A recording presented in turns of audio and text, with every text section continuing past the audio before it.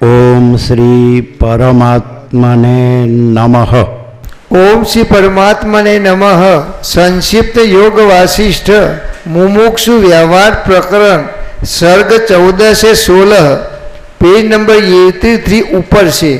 विचार द्वारा जिनकी बुद्धि विशुद्ध हो गई है और विचार से ही जिन्हें ज्ञान मार्ग में जाने की युक्ति ज्ञात है, वे मनुष्य नाना प्रकार के दुख रूप गड्ढों में बार बार नहीं गिरते, अर्थात आवागमन से मुक्त हो जाते हैं। सैकड़ों अनर्थों के संयोग से जिसका शरीर जर्जर हो गया है तथा जो रोगग्रस्त है वह वैसा रुदन नहीं करता जैसा वह मूर्ख विलाप करता है।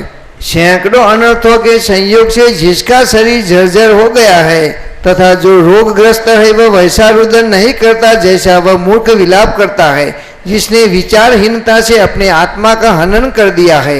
विचारहीनता सारे अनर्थों का निजी निवास स्थान है। सभी सत्पुरुष उसका तिरस्कार करते हैं और वह सारी दुर्गतियों की चरम सीमा है, अतः उसका परित्याग कर देना चाहिए।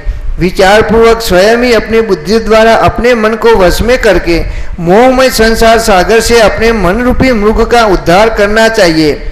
मैं कौन हूँ और यह संसार नामक दोष मेरे निकट कैसे आ गया, इस विषय में न्याय पूर्वक किया गया अनुसंधान विचार कहलाता है।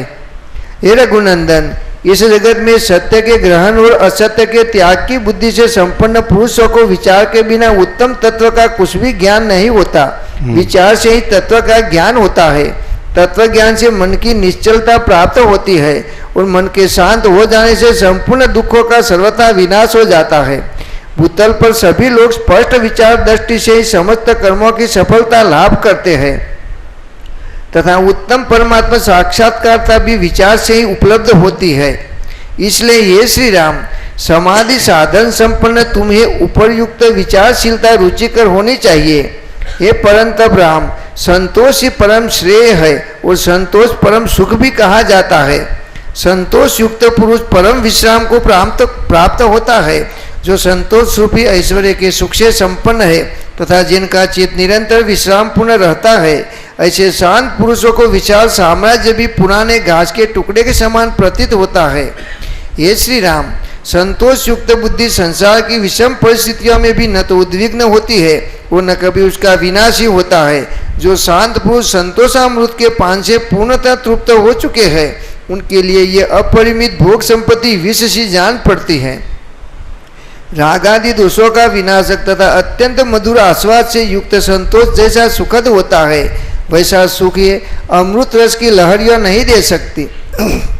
जो अप्राप्त वस्तु की आकांक्षा का परित्याग करके प्राप्त हुई वस्तु में समभाव रखता है तथा जिसमें हर्ष शोक के विकार परिलक्षित नहीं होते, वह मनुष्य श्लोक में संतुष्ट कहा जाता है। जब तक मन आत्मा के द्वारा आत्मा में संतुष्ट नहीं हो जाता, तब तक उस मन रूपी गड्ढे से उसी प्रकार आपत्तियां उद्भूत होती रहती है जैसे गड्ढे से लटाए। संतोष से शीतल हुआ मन विशुद्ध विज्ञान की दृष्टियों से अत्यंत विकास को प्राप्त होता है। ठीक उसी तरह जैसे सूर्य की किरणों के संपर्क से कमल विकसित हो जाता है, जैसे मलिन दर्पण में मुख की छाया नहीं दिखती, उसी प्रकार आशा की प्रवस्था से व्याकुल एवं संतोष रहित चित्त में ज्ञान का प्रतिबिंब नहीं पड़ता। जिसका मन शारीरिक तथा मानसिक क्लेशों से मुक्त एवं संतुष्ट है, वह प्राणी दरिद्र होते हुए भी सच्चे साम्राज्य सुख का उपभोग करता है। अपने आत्मा में आत्मा से ही स्वयं सम्यक प्रकार से निरत पूर्णानंद का आश्रय लेकर पुरुषार्थ द्वारा प्रयत्न पूर्वक सभी विषयों में तृष्णा का परित्याग कर देना चाहिए। चंद्रमा की भांति संतोषामृत से परिपूर्ण मनुष्य का मन शांत एवं शीतल बुद्धि द्वारा स्वयं ही शाश्वत स्थिरता को प्राप्त हो जाता है। जब संतोष से संपन्न पुरुष अपने आत्मा में आत्मा द्वारा स्वस्थ रूप से स्थित हो जाता है, उस समय उसकी सारी मानसिक व्यथाएं उसी प्रकार अपने आप शीघ्र ही समूल विनष्ट हो जाती है, जैसे वर्षा ऋतु में धूल शांत हो जाती है। हे श्री राम, जिसकी वृत्ति सदा शीतल और कलंक से सर्वथा रहित है, वह पुरुष अपनी उस शुद्ध वृत्ति द्वारा चंद्रमा की भांति पूर्णतया शोभित होता है। हे रघुनंदन, इस जगत में जो पुरुष श्रेष्ठ गुणी पुरुषों द्वारा अभिमत समता से सुशोभित है, उस विशुद्ध पुरुष को आकाशचारी देवता और महामुनि भी प्रणाम करते हैं। हे महाबुद्धिमान राम, इस संसार में श्रेष्ठ संत समागम मनुष्य का संसार सागर से उबारने में सर्वत्र विशेष रूप से उपकार करता है। जो महात्मा पुरुष सत्संगति रूपी वृक्ष से उत्पन्न हुए विवेक नामक निर्मल पुष्प की रक्षा करते हैं, वे मोक्ष फल रूपी संपत्ति के अधिकारी होते हैं। जो आपत्ति रूपी कमलिनी के लिए हिम और मोह रूपी कुहरे के लिए वायु के समान है, और उत्तम संत समागम इस जगत में सर्वोत्कृष्ट है। ये श्री राम, तुम्हें ज्ञात होना चाहिए कि संत समागम विशेष रूप से बुद्धिवर्धक, अज्ञान रूपी वृक्ष का उच्छेदक और मानसिक व्यथाओं को दूर भगाने वाला है। सत्संग से प्राप्त हुई दिव्य विभूतियां ऐसा परम उत्तम निर्वाण सुख प्रदान करती है जो सतत वर्धनशील, अविनाशी और बाधा रहित होता है। अतएव अत्यंत कष्टदायिनी दशा में पड़कर विवस्था को प्राप्त हुए मनुष्य को भी थोड़े समय के लिए भी सत्संगति का परित्याग नहीं करना चाहिए, क्योंकि लोक में सत्संगति सन्मार्ग को प्रकाशित करने वाली और हृदय अंधकार को दूर करने के लिए ज्ञान रूपी सूर्य की प्रभा है। जिसने सत्संगति रूपी गंगा में जो शीतल एवं निर्मल है स्नान कर लिया, उसे दान, तीर्थ, तप और यज्ञ से क्या लेना है। अर्थात सत्संगति इन सबसे बढ़कर है। जो राग शून्य और संशय रहित है तथा जिनकी चिज्जड़ ग्रंथियां विनष्ट हो चुकी है, ऐसे संत पुरुष यदि लोक में विद्यमान है तो तप एवं तीर्थों के संग्रह से क्या लाभ। चिदजड़ ग्रंथि, मोक्ष के 4 द्वारपाल, सम, विचार, संतोष, साधु संग, जिसकी चिदजड़ ग्रंथि नष्ट हुई है, चैतन्य और जड़ और मैं कौन हूँ, इस आत्मविचार से ही आत्म साक्षात्कार प्रकट होता है। आत्मा स्वयं प्रकाश है और अपने से ही जाना जाता है। और दृश्य में जो शास्त्र गुरु है तो वो संकेत करते हैं कि तुम स्वयं आत्मा हो। और फिर मैं कौन हूँ से मैं ये सप्त धातु रस, रक्त, मांस, मेद, अस्थि, मज्जा, शुक्र, ये देह मैं नहीं हूँ, आदि भौतिक देह। फिर अंदर सूक्ष्म जो आतिवाहिक देह है, जो अंतःकरण बोलते हैं, लिंग देह बोलते हैं, सूक्ष्म शरीर, 5 प्राण, 5 कर्म ज्ञानेंद्रिय, 5 कर्मेंद्रिय, मन बुद्धि, 5 प्राण मन बुद्धि, 5 ज्ञानेंद्रिय, 5 कर्मेंद्रिय, सूक्ष्म शरीर मैं नहीं हूँ, उसको जानने वाला मैं हूँ। फिर अज्ञान कारण, वो भी मैं नहीं हूँ। कम किया क्या? कम किया?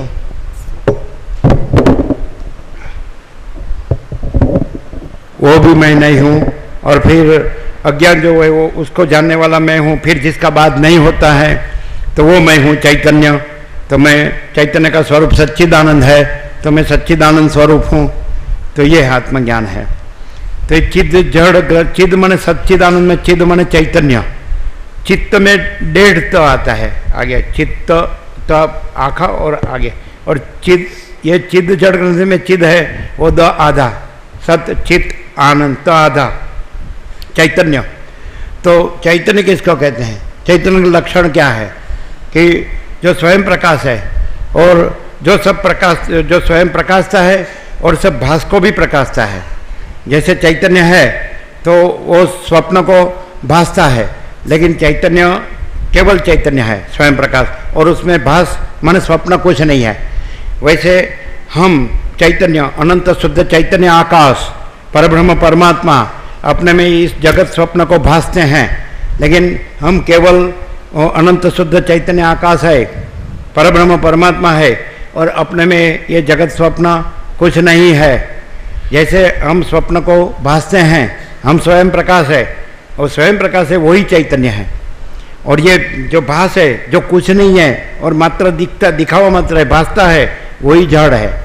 तो उसका मतलब है कि हम जो साक्षी परमात्मा है, कुटस्थ निर्विकार चैतन्य है ना, तो हम जो चिदाकाश निरंजन निराकार निर्विकार है, और हम ही इस जो हम में कुछ नहीं है ऐसा भास को प्रकाशते हैं, तो वो भास जड़ है। जो हम में, समझ में आता कि नहीं, भाग रहित अनंत पूर्ण महाचिदाकाश हूँ, मैं स्वयं कैवल्य अनंत पूर्ण परम शांति हूँ, सब मैं ही मैं हूँ, अनंत पूर्ण महाचिदाकाश। उसमें सारा आकाश से पृथ्वी तक जड़ चेतन स्थावर जंगम चराचर अणु अणु ये सारा विश्वाभास भासता है, लेकिन वास्तव में वो भास कुछ नहीं है। जैसे सूर्य से इंद्रधनु भासता है, लेकिन सूर्य है, इंद्रधनु नहीं है। वैसे हम ब्रह्म सूर्य हैं, परमात्मा सूर्य है, और हमसे ये जगत इंद्रधनु भासता है, लेकिन वास्तव में हम ब्रह्म सूर्य में, परमात्मा सूर्य में ये जगत इंद्रधनु कुछ नहीं है। समझ आता है? जो संपूर्ण है वो चिद चिद तत्व है, चिद चैतन्य, और जो कुछ नहीं है वो जड़ है। समझ में आता है? जो भास है वो जड़ है, उसको अपनी सत्ता या प्रकाश नहीं है, और चिद है वो स्वयं प्रकाश और स्वयं सत्ता है। सब जगह एक ही सत्ता है चैतन्य की, और एक ही चैतन्य है स्वयं प्रकाश, तो वो सच्चे हम है। और ये भास है तो ये हम में कुछ नहीं है। फिर क्या है? हमारी जो आइडेंटिटी बोलते हैं, पहचान, ये हम शुद्ध चैतन्य है ना।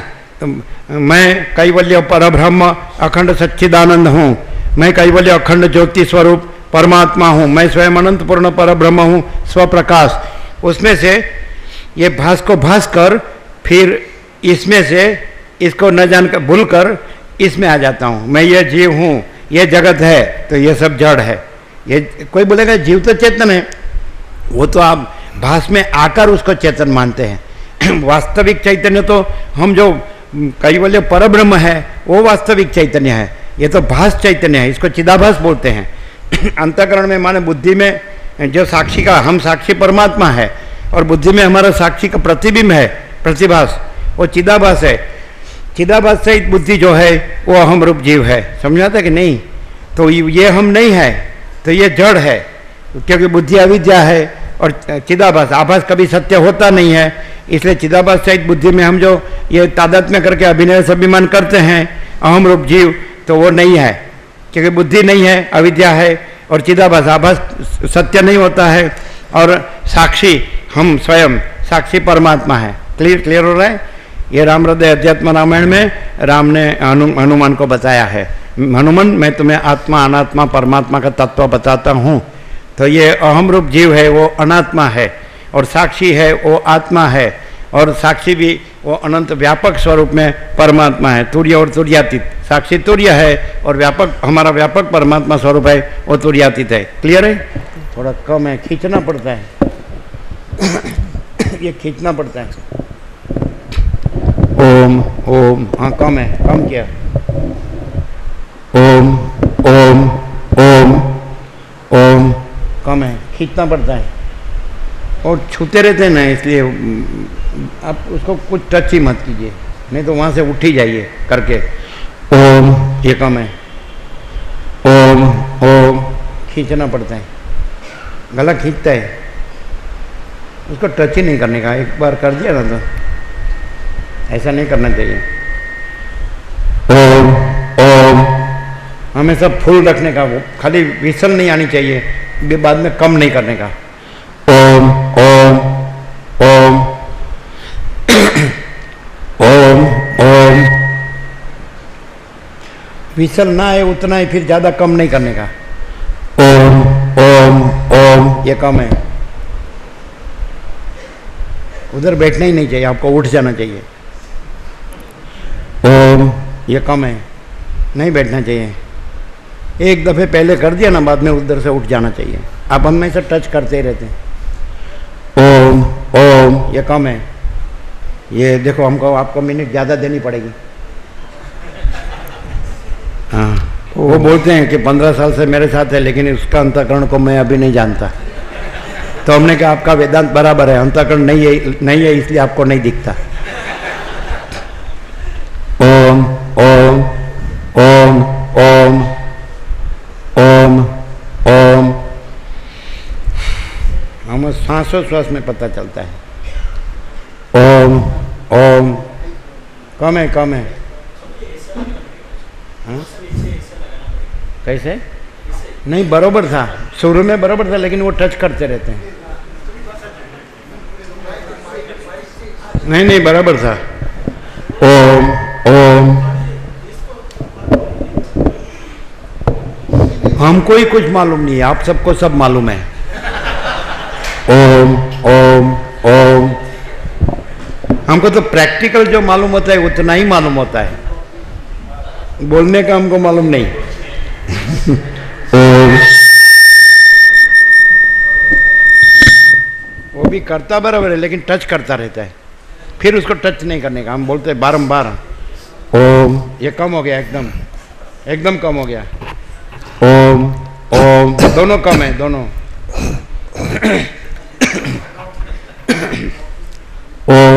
ओम, दोनों कम है।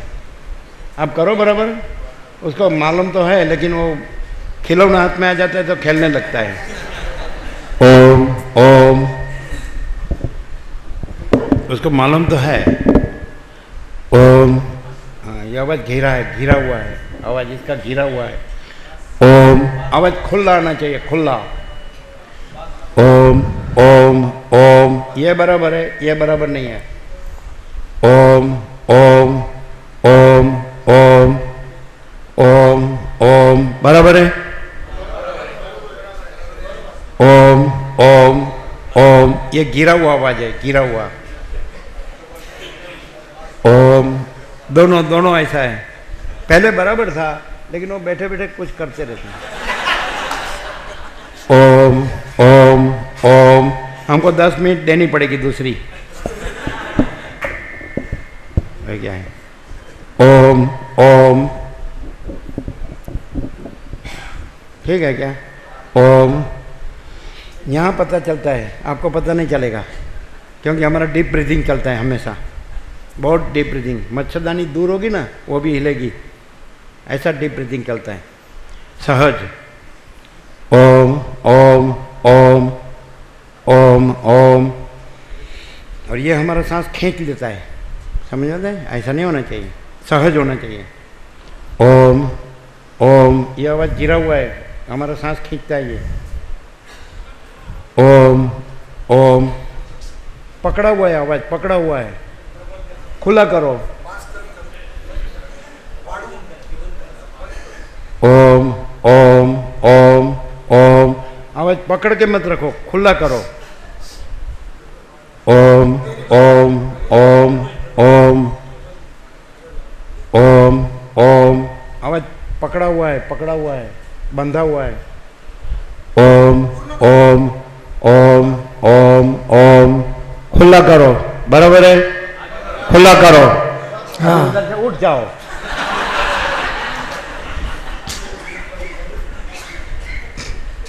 ओ नजदीक बैठा है। ओम ओम, फर्क लगता है? फिर यहाँ पता चलता है, यहाँ नहीं पता चलता है। सब कुछ यहाँ पता चलता है, बाहर कुछ नहीं है। अच्छा, अभी आगे बढ़ेंगे, ठीक है? चिद जड़ ग्रंथि है ना, चिद जड़ ग्रंथि। हाँ, तो हम चैतन्य है और ये हमारा जो चिदाभास, हम चिदाकाश है और ये जगत हमारा चिदाभास है। तो चिदाकाश में चिदाकाश ही है और चिदाभास भी अपने में कुछ नहीं है। हम जो स्वप्न को भासते हैं तो हम सब कुछ है। हम चैतन्य, शुद्ध चैतन्य, केवल चैतन्य, अखंड चैतन्य है ना। चैतन्य अनंत है, चैतन्य अमाप है, चैतन्य अपार है, चैतन्य निरवधि है, चैतन्य असीम है, चैतन्य अमर्याद है, चैतन्य अनहद है। हम चैतन्य है और ये सारा जो आपको भास रहा है आकाश से पृथ्वी तक, जड़ चेतन सावर जंगम चराचर अणु अणु, ये हमारा चिदाभास, चैतन्य का आभास, प्रतिभास है, ये जड़ है। लेकिन आप उसमें से इसमें आ जाते हैं चिदाभास सहित बुद्धि, अहम रूप जीवपने में, तो आपको लगता है मैं चैतन्य हूँ। ये जीव चैतन्य नहीं है, ये हम जो चैतन्य है उसका प्रतिभास है। समझ आता है? तो आप प्रतिभासपने में आके समझते हैं कि मानते हैं कि मैं चैतन्य हूँ। ये मैं चैतन्य नहीं है, ये चिदाभास सहित बुद्धि और उसमें तादात्म्य, अभिनिवेश, अभिमान, अहम रूप जीव, ये अहम रूप जीव है। तो वास्तव में आत्म साक्षात्कार होता है तब द्वैत नहीं रहता है, अहम नहीं रहता है, व्यक्ति नहीं रहती है।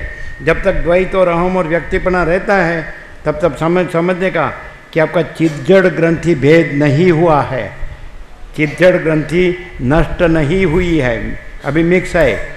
माने आप चैतन्य को चैतन्य नहीं जानते, आपके अनंत जो चैतन्य है शुद्ध, उस चिद घन जिसके ऊपर कुछ नहीं, जिसके सिवा कुछ नहीं, जिसमें दूसरा कुछ नहीं, जिसमें होता कुछ नहीं, मैं अनंत शुद्ध चैतन्य घन हूँ, अखंड चैतन्य हूँ।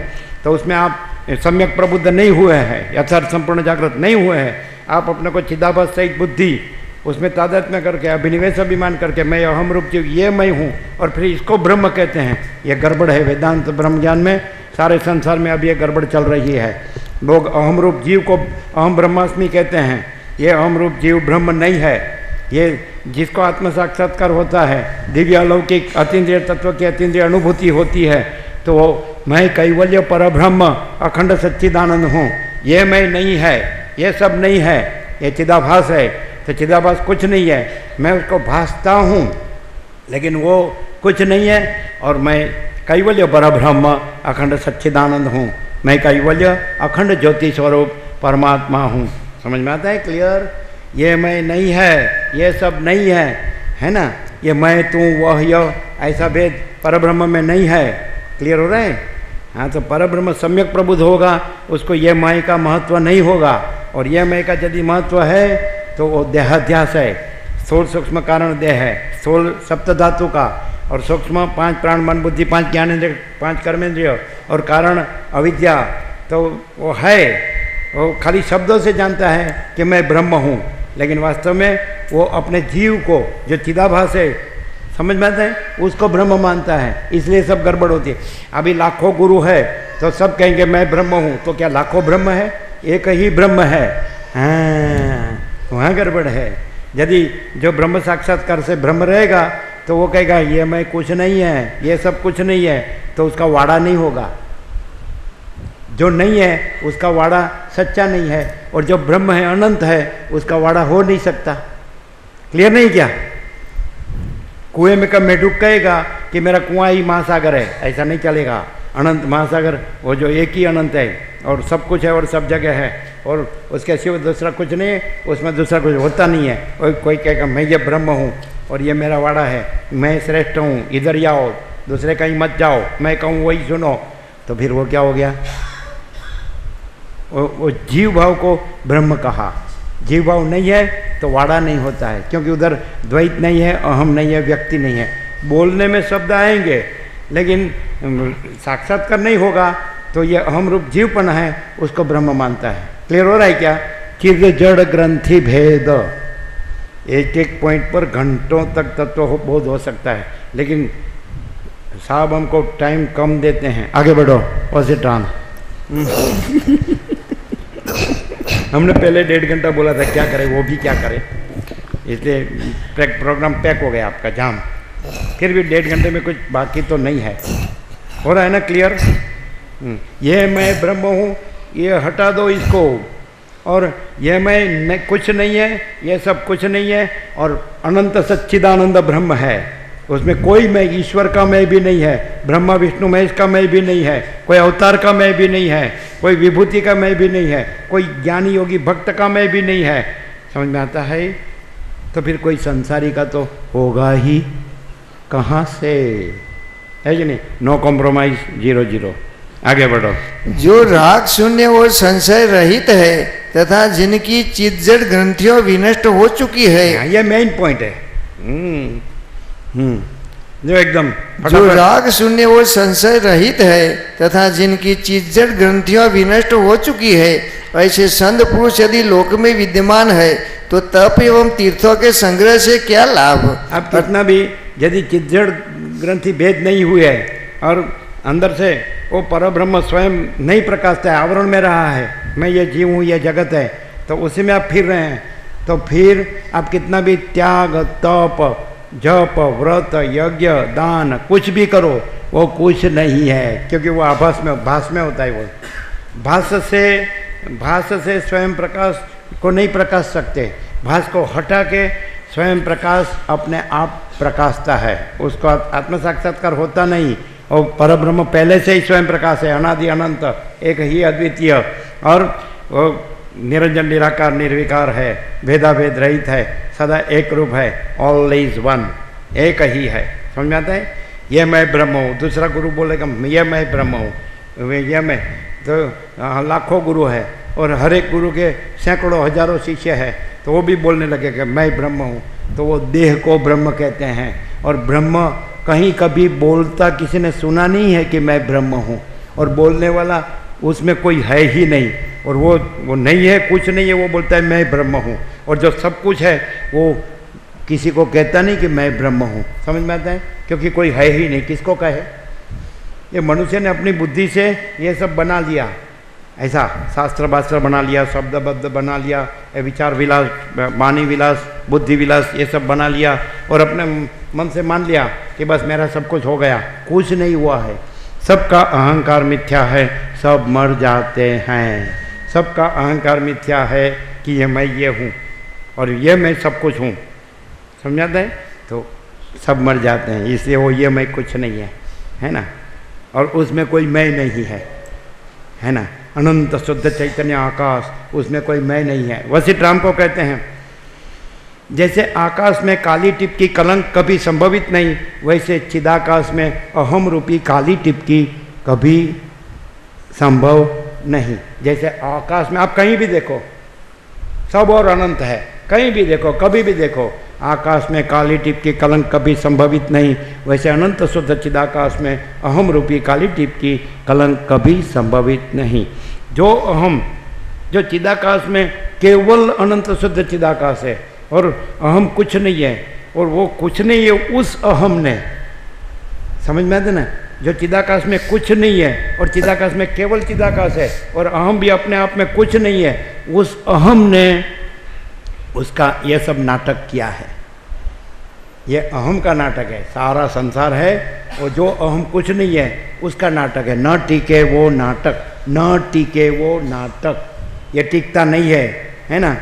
किसी का हम न पैदा नहीं हुआ था तो भी अनंत चिदाकाश था शुद्ध, और जब सबका ये अहम मर जाता है तो भी अनंत शुद्ध चिदाकाश सदा रहता है सर्वत्र। अब भी सबका अहम कुछ नहीं है, ईश्वर से मिट्टी के ढेले चींटी तक, तिनके तक किसी का मैं कुछ नहीं है और अनंत शुद्ध चिदाकाश है। ऐसा जो सम्यक प्रबुद्ध हो जाता है वहाँ क्या रहता है? मैं स्वयं कैवल्य अनंत पूर्ण परम शांति हूँ। परम शांति, परम शांति। कितना भी आप अपने मन से कितना भी अरेंजमेंट करो ज्ञान का, लेकिन ब्रह्म में कुछ नहीं होता है। ब्रह्म वो कभी अपना स्वरूप नहीं छोड़ता और ब्रह्म कभी अपने स्वरूप में दूसरा नहीं होता। और ये जो बुद्धि का दीवाला निकाला है हमने, तो वो कभी स्थिर नहीं रहता। ज्ञान का हो या अज्ञान का हो, बंध का हो या मोक्ष का हो, उत्पत्ति का हो या लय का हो, या सुख का हो या दुख का हो, सब अनित्य है। और ब्रह्म अखंड है, अविनाशी है, अजन्मा है, अविकारी है, एक ही है, अनंत है। क्लियर है? चित जड़ ग्रंथि भेद, ब्रह्म के सिवा दूसरा कुछ भी नहीं है। ब्रह्म में दूसरा कुछ भी होता नहीं है। और यदि ब्रह्म में दूसरा भासता है और उधर मैं भासता है, वो कुछ नहीं है। ब्रह्म में जो मैं कुछ नहीं है, ऐसा मैं जो भासता है, ये संसार उस मैं का नाटक है। और चाहे ज्ञान का हो, चाहे अज्ञान का, चाहे बंध का हो, चाहे मोक्ष का, चाहे कोई अपने को बड़ा छोटा माने, चाहे कोई अपने भला बुरा माने, थोड़ा विसल नहीं होना चाहिए। बस खाली विसल नहीं होना चाहिए, बाकी बराबर है। बहुत छोटा मत करना, खाली विसल नहीं होना चाहिए, सर थोड़ा। ओम ओम बराबर है, कम हो गया, ज़्यादा कम हो गया, कम हो गया। ओम, खाली विसल नहीं होना चाहिए। ओम ओम ओम बराबर, बस इधर आओ। समझ में आता है? कोई ऐसा कहे ना कि सारी सृष्टि का देखो भाग रहित अनंत पूर्ण महाचिदाकाश हूँ, समझ में आता है? अनंत कोटि ब्रह्मांडों तरसरेणु जैसा भास है। बस इस राम को कहते हैं जाली में से सूर्य के रश्मि आते हैं, किरणें, प्रकाश, तो उसमें छोटे छोटे छोटे रजकण भासते हैं, है कि नहीं? तरसरेणु है ना? पदार्थ का आपका साइंस कहता है पदार्थ का छोटा सा छोटा कण है, उसको अणु कहते हैं। उसका छोटा सा छोटा कणु है, कण, उसको परमाणु कहते हैं। एक परमाणु का 6 तरसरेणु होता है। तो वैसे अनंत कोटि ब्रह्मांडों तरसरेणु जैसा भास है, माने कुछ नहीं है। तो अनंत कोटि ब्रह्मांडों में से एक ब्रह्मांड, एक सूर्य, उसके ग्रह उपग्रह और उसका पूरा मंडल, सूर्य निहारिका में से निकला, सूर्य में से ग्रह उपग्रह निकले, और ये आपका एक विश्वाभास फिर रहा है। तो एक ब्रह्मांड नायक को एक ईश्वर कहते हैं। वैसे वो कुछ नहीं है। वैसे अनंत कोटि ब्रह्मांडों तरसरेणु जैसा भास है, तो अनंत कोटि ब्रह्मांड नायक, अनंत कोटि ईश्वर कुछ नहीं है। मैं कैवल्य पर ब्रह्म अखंड सच्चिदानंद हूँ। मैं कैवल्य अखंड ज्योति स्वरूप परमात्मा हूँ। अनंत कोटि ब्रह्मांडों त्रसरेणु जैसा भास है। तो एक एक त्रसरेणु, एक एक ब्रह्मांड, एक एक त्रसरेणु, और उसका ब्रह्मांड नायक एक एक ईश्वर कुछ नहीं है, भाग रहित अनंत पूर्ण महाचिदाकाश हूँ। मैं कैवल्य अनंत पूर्ण परम शांति हूँ। सब मैं ही मैं हूँ, अनंत पूर्ण महाचिदाकाश। जो सब मैं ही मैं हूँ, अनंत पूर्ण महाचिदाकाश, जो महाचिदाकाश स्वयं है, सहज है, संपूर्ण है, और अपने में जो भास कुछ नहीं है, वो ब्रह्मांड नायक करने बनने की वासना उसमें कैसे संभव है ही नहीं। और यदि वासना है तो आत्म साक्षात्कार नहीं है, सम्यक प्रबुद्ध नहीं है, और यदि सम्यक प्रबुद्ध है तो वासना नहीं है। अनंत कोटि ब्रह्मांडों त्रसरेणु जैसा भास है, एक एक ब्रह्मांड, एक एक त्रसरेणु। केवल अनंत चैतन्य प्रकाश परमात्मा हूँ, केवल अनंत चैतन्य प्रकाश परमात्मा हूँ। समझ में आता है? तो एक ब्रह्मांड, एक त्रसरेणु जैसा भास, वो ब्रह्मांड नायक एक ईश्वर, ऐसे अनंत कोटि ब्रह्मांड नायक अनंत ईश्वर, ये भास, ये कुछ नहीं है। और मैं है ना, क्लियर? तो ये है और ये कुछ नहीं है। अनंत कोटि ब्रह्मांडों जब भी नहीं है, अनंत कोटि ब्रह्मांड नायक जब भी नहीं है, तो फिर ये क्या है? कुछ नहीं है। क्लियर हो रहा है सबको? अनंत महासागर में बुलबुला कुछ नहीं है, और स्वयं अनंत महासागर है, परब्रह्म परमात्मा, है ना। तो बुलबुला ऐसा कहे कि अनंत महासागर नहीं है, मैं ही अनंत महासागर हूँ, ऐसा नहीं। ये गड़बड़ हो गई, अहम ब्रह्मास्मि की गड़बड़ कहाँ हो गई? बुलबुला कहने लगा मैं अनंत महासागर हूँ, ऐसा हो गया। लेकिन ये बुलबुला कुछ नहीं है, ये सब बुलबुले कुछ नहीं है। ये बुलबुला जो भास रहा है उसका ये संसार नाटक है, ये मैं मेरा। सब बुलबुले का जो कुछ नहीं है वो उसका मैं मेरा सब संसार नाटक है। कैसे पता चलता है?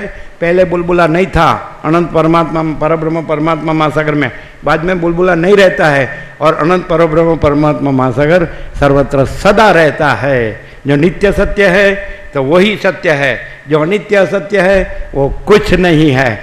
ऐसा जो संपूर्ण क्लियर है जहाँ, वहाँ महाचिदाकाश स्वयं प्रकाश, संपूर्ण प्रकाश सहज प्रकाशता है, सहज प्रकाशता है।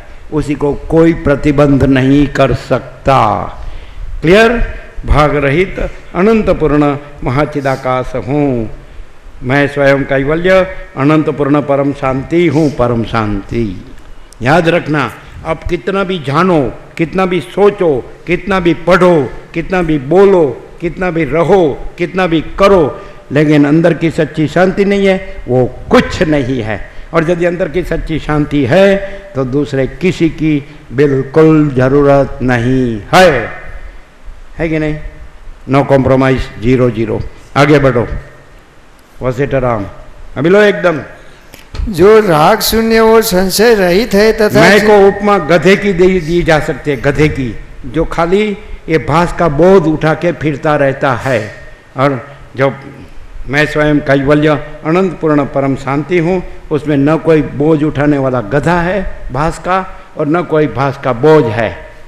समझ में आता है? परम पद पूर्ण विश्रांति।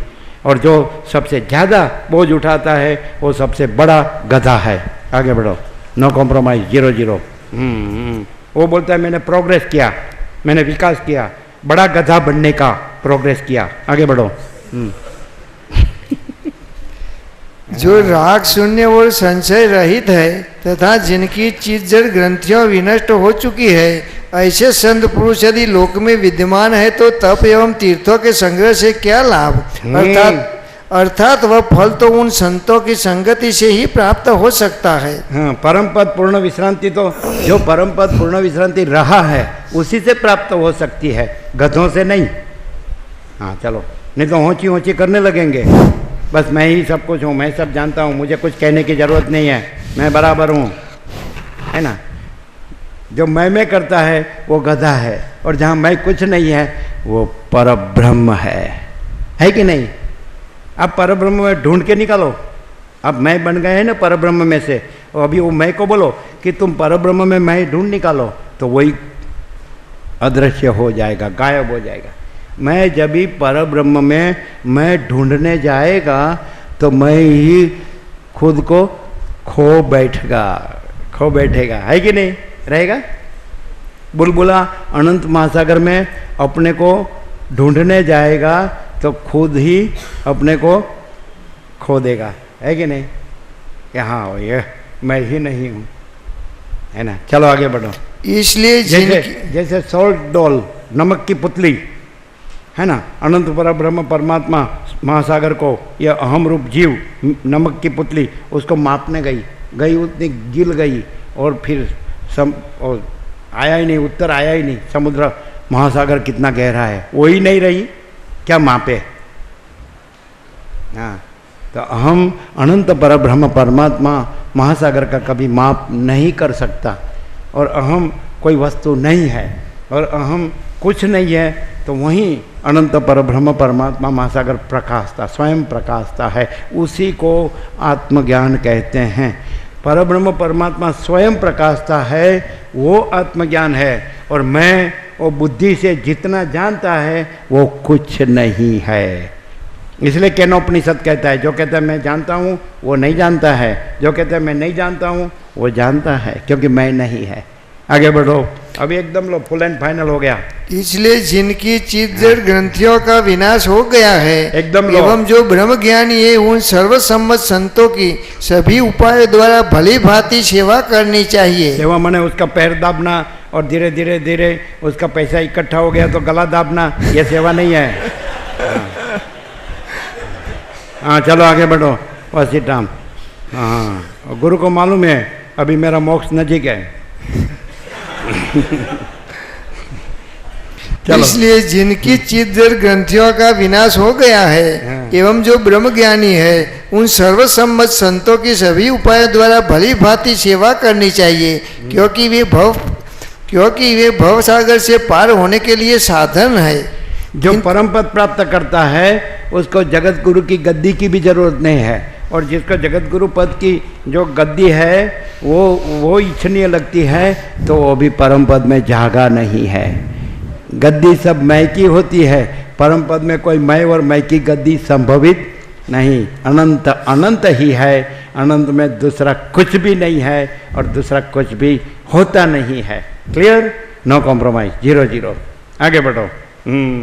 किंतु जो लोग नरकाग्नि को बुझाने के लिए मेघ स्वरूप, जगत गुरु का अर्थ मालूम है? जगत गुरु का अर्थ, जगत गुरु क्या कहे गए? श्लोकार्धेन प्रवक्ष्यामि यदुक्तम ग्रंथ कोटि भी ब्रह्म सत्यम जगन मिथ्या जीवो ब्रह्म ब्रह्मैव न परः, है ना। जो करोड़ों ग्रंथों में कहा है वो मैं अर्धा श्लोक में कहता हूँ। ब्रह्म सत्य है, जगत मिथ्या है, जीव ब्रह्म ही है, जीवो ब्रह्म एव न अपरः, अलग दूसरा नहीं है। तो जगत मिथ्या ना, तो जगत गुरु का अर्थ मिथ्या का गुरु होना है। आपको को शांत करने वाले हैं ब्रह्म रूप महात्मा, उसी की अवहेलना करेंगे तो फिर आप अपनी शांति कैसे करेंगे? नहीं समझ आते हैं। सुना ना बराबर? आगे बढ़ो, अभी एकदम लो, स्लो है।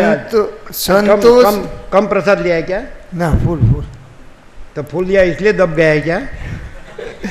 चलो आगे बढ़ो। संतोष, सतसंगति, विचार और सम, यही चारों मनुष्य के लिए भवसागर से तरने के साधन है। इनमें संतोष परम लाभ है, संतोष परम लाभ है, सतसंगति परम गति है, विचार उत्तम ज्ञान है और सम परमोत्कृष्ट सुख है।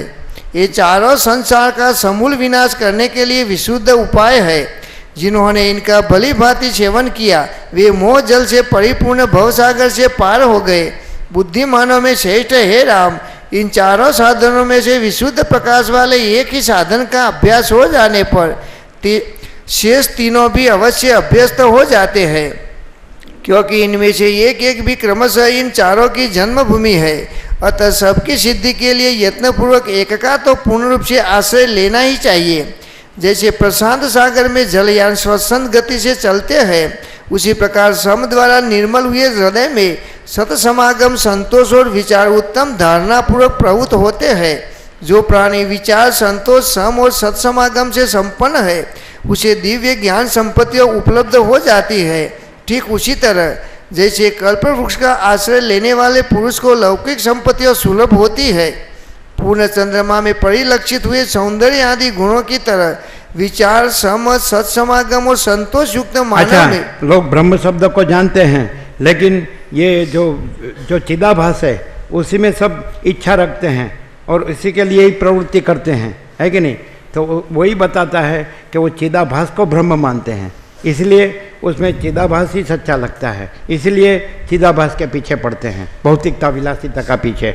यदि ब्रह्म ही जो ब्रह्म है तो वहीं सम्यक प्रबुद्धपना हो और केवल ब्रह्म ही रहा हो और चिदाभास कुछ न रहा हो तो वो कभी ये मिथ्या क्षणभंगुर चिदाभास के पीछे नहीं पड़ेगा। समझ में आता है? कोई ब्रह्म शब्द जानता है और अपने चिदाभास को ब्रह्म मानता है तो वो चिदाभास के पीछे दौड़ने का बंद नहीं होगा और उसके दुख और अशांति से छूटेगा नहीं। और यदि ब्रह्म सम्यक प्रबुद्ध होगा और केवल ब्रह्म ही रहा होगा, उसमें उसका मैं भी नहीं रहा होगा और उसका ये जगत स्वप्न भी नहीं रहा होगा, तो वो अंदर परम शांति, परम पद पूर्ण विश्रांति ही रहेगा और वो कभी चिदाभास की भौतिकता विलासिता के पीछे दौड़ेगा नहीं, दुख अशांति पाएगा नहीं। 0 नो कॉम्प्रोमाइज। क्लियर? यदि भौतिकता विलासिता का पीछे दौड़ता है तो ब्रह्म खाली उसके लिए शब्द ही है, साक्षात्कार नहीं है। और ब्रह्म साक्षात्कार है, शब्द मात्र नहीं है, तो उसके लिए भौतिकता विलासिता कुछ नहीं है। क्लियर? अंदर की परम शांति ही सब कुछ है। खाली ब्रह्म शब्द बोलने से शांति नहीं होती है, ब्रह्म साक्षात्कार से ब्रह्म की परम शांति प्रकाशती है। क्लियर? आगे बढ़ो, है ना। पूर्ण चंद्रमा में परिलक्षित हुए सौंदर्य आदि गुणों की तरह विचार, समझ, सत्समागम और संतोष युक्त मानव में प्रसाद आदि गुण प्रादुर्भूत हो जाते हैं। जैसे श्रेष्ठ मणिगणों से युक्त राजा के पास विजय लक्ष्मी उपस्थित होती है, उसी तरह जिस पुरुष की बुद्धि सत्संग, संतोष, सम और विचार से युक्त होने के कारण उत्तम हो गई है, उसे दिव्य ज्ञान संपत्ति सुलभ हो जाती है। इसलिए हे रघुनंदन, मनुष्य को चाहिए कि वह पुरुषार्थ से मन को वश में करके इनमें से एक गुण का नित्य यत्नपूर्वक उपार्जन करे, क्योंकि जब तक मनुष्य परम पुरुषार्थ के आश्रय से अपने चित्ररूपी गजराज को जीत कर हृदय में एक गुण भी धारण नहीं कर लेता, तब तक उत्तम गति की प्राप्ति नहीं हो सकती। जिसके चित्त में उत्तम फलदायी एक ही गुण सुदृढ़ हो गया है, उसके सारे दोष शीघ्र ही नष्ट हो जाते हैं, क्योंकि एक ही गुण की विशेष वृद्धि होने पर दोषों पर विजय प्रदान करने वाले अनेक गुणों की वृद्धि होती है और एक दोष के अधिक बढ़ जाने पर बहुत से गुण विनाशक दोष बढ़ जाते हैं। सर्ग 14 से 16 समाप्त। सर्ग 17 से 20 प्रकरणों के क्रम से ग्रंथ संख्या का वर्णन, ग्रंथ की प्रशंसा, शांति, ब्रह्म, दृष्टा व दृश्य का विवेचन, परस्पर सहाय, प्रज्ञा और सदाचार का वर्णन। श्री वशिष्ठ जी कहते हैं, रघुनंदन, जिसका हृदय पूर्वोक्त प्रकार के विवेक से युक्त है वही जगत में महान है और वही ज्ञानोपदेश सुनने का योग्य अधिकारी है। ठीक उसी तरह जैसे राजा नीति शास्त्र के श्रवण का उत्तम पात्र होता है, जैसे मेघजाल से रहित शरत काल का आकाश चंद्रमा के लिए योग्य होता है, उसी तरह जो मूर्खों के संग से रहित एवं महान आशय वाला है वह निर्मल पुरुष विशुद्ध विचार का योग्य भाजन है। ये श्री राम, तुम इस समग्र गुण लक्ष्मी से संपन्न हो, अतः मैं आगे जिसका वर्णन करूंगा उस मन के मोह को हरने वाले वाक्य को सुनो। जिसका पुण्य रूपी कल्पवृक्ष फलों के भार से अत्यंत झुका हुआ खड़ा है, वह पुरुष मुक्ति प्राप्ति के निमित्त इसे श्रवण करने के लिए उद्योग करता है। अतः उपरयुक्त गुण संपन्न पुरुष ही कल्याण प्राप्ति के लिए पवित्र, उदार तथा पराय को ज्ञान प्रदान करने वाले वचनों के सुनने का अधिकारी होता है। यह संहिता मोक्ष साधन के प्रतिपादिका सारभूत अर्थों से परिपूर्ण और मोक्षदायिनी है। इसमें 32,000 श्लोक बताए जाते हैं। जैसे गाढ़ निद्रा के वशीभूत हुए पुरुष के सामने दीपक जला दिए जाने पर यद्यपि उसे प्रकाश की कामना नहीं रहती तो भी प्रकाश होता है, उसी प्रकार इस संहिता के परिचलन से इच्छा न रहने पर भी निर्वाण की प्राप्ति हो जाती है। यह संहिता स्वयं सम्यक प्रकार से परिचलन करके जानी गई हो अथवा अन्य द्वारा वर्णन किए जाते समय सुनी गई हो तो भी पाप ताप की शांति द्वारा सुख की हेतुभूता देव नदी गंगा के समान यह अज्ञान के उपशम द्वारा तुरंत सुख प्रदान करती है। जैसे रस्सी का पूर्ण ज्ञान हो जाने से उसमें उत्पन्न हुई सर्पभ्रांति विनष्ट हो जाती है, उसी तरह इस संहिता के सम्यक परिचलन से संसार दुख शांत हो जाता है। इस संहिता में पृथक पृथक रचे गए सह प्रकरण है जो युक्ति युक्त अर्थ वाले वाक्यों से युक्त और साथ साथ दृष्टांतों से भरी हुई सूक्तियों से समन्वित है। उनमें पहला प्रकरण वैराग्य नाम से कहा गया है, जिसके अध्ययन से उसी प्रकार विराग की वृद्धि होती है। जैसे मरुस्थल में भी जल के सिंचन से वृक्ष बढ़ता है, जैसे मणि के भली भांति मार्जित किए जाने के कारण उत्पन्न हुए प्रकाश से उसमें निर्मलता प्रकट हो जाती है, उसी तरह 1500 श्लोकों से युक्त इस वैराग्य प्रकरण का विचार करने से विषयों के दोषों का परिज्ञान होने के कारण उत्पन्न हुए विवेक के प्रकाश से हृदय में शुद्धता का उदय हो जाता है। तदंतर मुमुक्षु व्यवहार नामक प्रकरण की रचना की गई है। इस प्रकरण में केवल एकदम शॉर्ट एंड स्वीट करना हो, इतना 1,00,000 श्लोक थे, उसमें से 32,000 श्लोक हुए, इसमें से संक्षिप्त योग वशिष्ठ 35 दिन में होती है, और वैराग्य और ज्ञान है कि नहीं। तो शॉर्ट में महाचिदाकाश परम शांति है, भास नहीं है। तो महाचिदाकाश परम शांति है, ये ज्ञान तो महाचिदाकाश से में अलग नहीं है, महाचिदाकाश स्वयं प्रकाश है। तो महाचिदाकाश परम शांति है, ये ज्ञान है ना, और भास नहीं है, यह वैराग्य। तो भास नहीं है, इसलिए वैराग्य भी महाचिदाकाश में समा गया, और महाचिदाकाश परम शांति है तो ज्ञान भी समा गया। फिर भास नहीं है, इसलिए भास सापेक्ष वैराग्य भी नहीं है, और भास सापेक्ष ज्ञान भी नहीं है, और भाग रहित अनंत पूर्ण महाचिदाकाश हूँ। मैं स्वयं कैवल्य अनंत पूर्ण परम शांति हूँ, सब मैं ही मैं हूँ, अनंत पूर्ण महाचिदाकाश। वैराग्य और ज्ञान की अपेक्षा भास सापेक्ष है, नहीं समझ में आता है। तो भास नहीं है तो फिर वैराग्य नहीं है, और महाचिदाकाश परम शांति है तो ज्ञान भी नहीं है, बंध भी नहीं है, मोक्ष भी नहीं है। महाचिदाकाश परम शांति है, भास नहीं है, इतना ही काफ़ी है। भास को गिन कर ये सब करना पड़ता है, और भास नहीं है तो कुछ करना पड़ता नहीं है। क्लियर नहीं क्या है ना। भास को गिनेंगे कि ये मैं हूँ, ये सब है, ये दिख रहा है, ये हो रहा है, शांति नहीं है, दुख है, अब क्या करूं क्या ना करूं, कहाँ जाऊं कहाँ ना जाऊं, कहाँ शांति पाऊं कहाँ कल्याण पाऊं। लेकिन भास नहीं है, महाचिदाकाश परम शांति है, प्रथम से नहीं आती नहीं है, और भास हुआ नहीं है, नहीं होगा नहीं, होता नहीं। क्यों खाली जो नहीं है उसकी चिंता क्यों कर रहे हो, और जो है वो तो चिंता का सवाल ही नहीं है। क्लियर हो रहा है। ये शॉर्ट एंड स्वीट है, शॉर्ट एंड स्वीट, जिसमें दूसरा कुछ करना पाना जानना है ही नहीं। कोई पूछता है तो फिर कुछ करना नहीं है, हाँ करना है, इतना ही करना है कि कुछ भी नहीं करना है।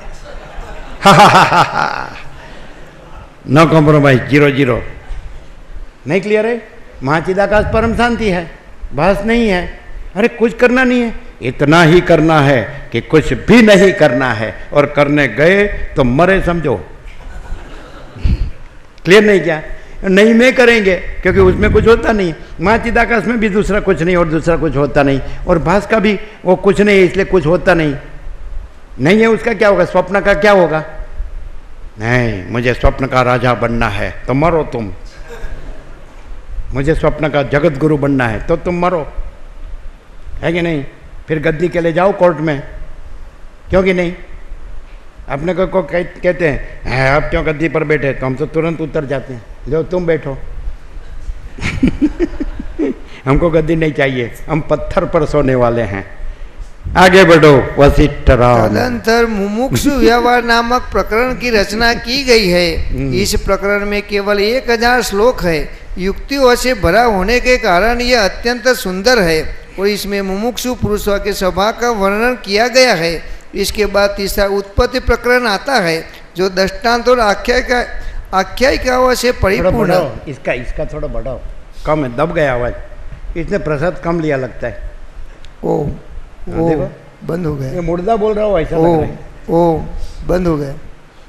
ये सब उसमें भोगों में और पैसे और भोगों के पीछे खत्म हो गया ना, इसलिए आवाज ही नहीं निकल रही, दब गया। ये आवाज कैसी है, ओ केसरी केसरी, ओ है ना, सब शियाल भाग जाते हैं।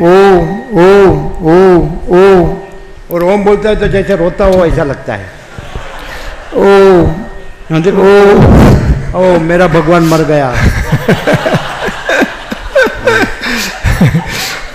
ओम कैसे बोलना है, ओम ओम ओम, है ना, तो भगवान भी हिल जाएंगे। ओम ओम, हाँ देखो, ओम, हाँ ठीक है, रोता हुआ ऐसा लगता है, रोता है ना ऐसा, ओम, और आवाज भी ऐसे यहाँ से निकलती है, यहाँ से नहीं निकलती है ना। हाँ, ओम, है ना, डर लगता है कि नहीं कि साले अब मर गए समझो, अहम मर गया और ब्रह्म प्रकट हो गया, है ना। चलो ठीक ठीक, ओम ओम, ठीक है, ओम, गांधीनगर जाने का होता है तो प्रसन्न हो जाता है, और इधर आता है तो रोता है, देखो। ओम। हाँ चलो, हाँ उधर इसके बाद तीसरा उत्पत्ति प्रकरण आता है, जो दृष्टांत और आख्यायिकाओं से परिपूर्ण तथा विज्ञान का प्रतिपादक है। उसमें एकदम लो फटाफट। उसमें 7000 श्लोक है। इस प्रकरण में अहम और त्वम जिसका स्वरूप है एवं जो वास्तव में उत्पन्न न होकर भी प्रकट हुई सी प्रतीत होती है, दृष्टा और दृश्य के भेद से समन्वित उस सांसारिक संपत्ति का वर्णन किया गया है। इस प्रकरण के सुनने पर श्रोता इस संपूर्ण जगत को अपने हृदय में ऐसा समझता है कि यह त्वम और अहम के विस्तार से युक्त लोक, पर्वत और आकाश से समन्वित संकल्पमय नगर के तुल्य क्षणध्वंसी, सपने में प्राप्त हुए पदार्थों के समान सत्ता रहित, मनोराज्य की तरह विस्तार वाला, अर्थ शून्य होने के कारण गंधर्व नगर के सदृश, दो चंद्रमाओं की भ्रांति के समान, मृग तृष्णा में जल भ्रांति की तरह, नौका के चलने से पर्वत आदि के संचलन भ्रम की भांति चंचल और यथार्थ लाभ से रहित है। मान लो कि अभी फोन आया कि तुम्हारी घरवाली मर गई है, तो भागेगा कि नहीं इधर से? देखो अभी बोलो क्या जाओ, बनावटी मत करना, सच्ची बोलना। तो उसका मतलब उसको कैवल्य परब्रह्म कुछ नहीं है, और जिसमें वो दुखी हुआ, मर गया, खलास हो गया, वही सब कुछ है। ऐसा हुआ कि नहीं? ये क्यों बोलते नहीं? आपको चाहिए क्या? हाँ, इसलिए बोलते नहीं है। उसमें से धड़ा ले लो, बोध ले लो। आपने किया वो ये सबको करने योग्य है? नहीं करने योग्य। तो तुमने क्यों किया? गलती हो गई। गलती करके बोलेगा गलती हो गई, और गलती सुधारेगा नहीं तो मूर्ख का भी मूर्ख है। गलती सुधर सकती है कि नहीं? सुधर सकती है। ऐसा? अच्छा, सूर्यनारायण भगवान को पश्चिम में उगना पड़ेगा। चलो आगे बढ़ो। एकदम लो फटाफट। इस प्रकरण के सुनने पर श्रोता इस संपूर्ण जगत को अपने हृदय में ऐसा समझता है कि यह थोड़ा नारायण प्रभु बोलते थोड़ा कम करो। हाँ बोलो।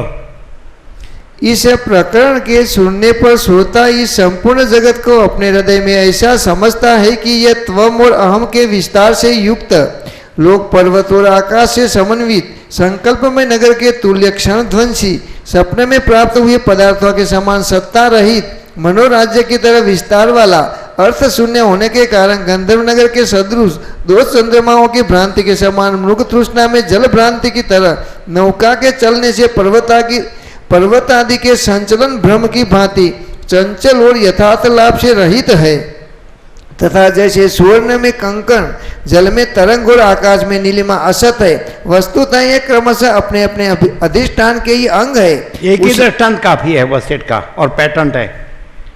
कोई भी कहीं भी कभी भी देखेगा ये दृष्टा दृश्य दृष्टि से, तो उसको आकाश में सदा नील रंग भासेगा। लेकिन वो थोड़ा अत्यंत सूक्ष्म और संपूर्ण अवलोकन करेगा तो आकाश अनंत स्वच्छ है सब, और आकाश ही है, आकाश में आकाश ही है, दूसरा कुछ भी नहीं है, दूसरा कुछ भी होता नहीं है। नील रंग ऐसी कोई वस्तु आकाश में नहीं है। वैसे चिदाकाश में ये जगत रूप नील रंग भास रहा है, लेकिन केवल अनंत शुद्ध चिदाकाश है, और उसमें जगत रूपी नील रंग कुछ नहीं है। चिदाकाश का कोई रंग रूप नहीं है। निरंजन, निराकार, निर्विकार। चिदाकाश निरंजन, निराकार, निर्विकार है, एक ही अद्वितीय है, अनादि अनंत है, भेदाभेद रहित है, सदा एक रूप, ऑल इज वन, कैवल्य। ठीक है। जैसे आकाश में नील रंग भासता है, लेकिन आकाश का कोई रंग नहीं है। वैसे चिदाकाश में ये संसार रंग भास रहा है, लेकिन चिदाकाश में कोई रंग नहीं है। और जिसको चिदाकाश का रंग लग गया उसको संसार रंग नहीं लगता है, और जिसको संसार रंग लग गया उसको चिदाकाश रंग लगना मुश्किल है। बचो बचो साव साधु सावधान। अभी पूछा तो कोई बोले नहीं, सबको कुएं में पड़ने की इच्छा है। उसने किया, वो करने योग्य है कि नहीं? बोलो बोलो। जोर करता है। चलो आगे बढ़ो। वसीठराम एकदम लो फटाफट। उसी तरह यह जगत असत होकर भी सत रूप से उत्पन्न हुआ है। परमार्थ दृष्टि से तो यह उस विज्ञान रूपी शरद काल के आकाश के समान है, जिसका अज्ञान रूपी कोहरा पूर्ण रूप से शांत हो गया है। तत्पश्चात चौथे स्थिति प्रकरण की अवतारणा की गई है। इस प्रकरण में 3000 श्लोक है और यह व्याख्यान और आख्यायिकाओं से भरा हुआ है। ब्रह्म ही दृष्टा और दृश्य भाव को स्वीकार करके इस प्रकार जगत रूप एवं अहम रूप से स्थिति को प्राप्त हुआ है, ऐसा इस प्रकरण में कहा गया है। इस तरह यह जगत ब्रह्म जो 10 दिशाओं के मंडल की विशालता से देदीप्यमान है और चिरकाल से वृद्धि को प्राप्त होता आया है, यह विषय भी उस प्रकरण में समझाया गया है।